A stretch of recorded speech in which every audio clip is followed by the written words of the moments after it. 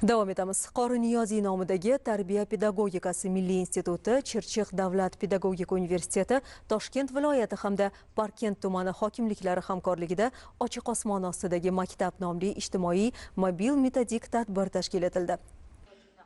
Anjumanda ijtimoiy himoyaga muhtoj, imkoniyati cheklangan bolalarning ta'limi va rivojlanishiga ko'mak berish masalasi asosiy e'tibor markazida bo'ldi. Pedagoglar, soha mutaxassislari va talabalar ishtirokida amaliy mashg'ulotlar, psixologik treninglar va inklyuziv ta'lim bo'yicha mahorat darslari o'tkazildi. Unda ko'ngillilar nogironligi bor bolalar bilan ishlashning yangi metodik yondashuvlarini amaliyotda sinab ko'rish imkoniga ham ega bo'lishdi.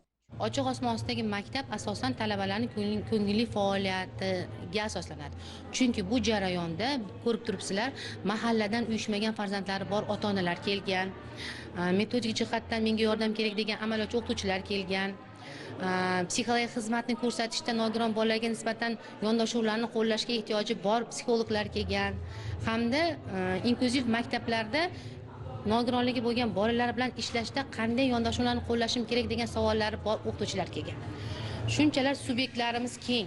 Toshkent viloyatining Parkent tumanida bu ijtimoiy loyiha bo'yicha biz 3-marotaba tashrif buyuryapmiz. Bularning samarali natijasi sifatida ota-onalar bilan hamkorlik va talabalarimizni, volontyor talabalarimizni jalb etganligimiz va 100 dan ortiq talabalarimiz, professor o'qituvchilarimiz bugungi tadbirda ishtirok etayotganligi bu ham bir asosiy bir muhim ahamiyatga ega degan tushunchalarni ham aytishimiz o'rinli.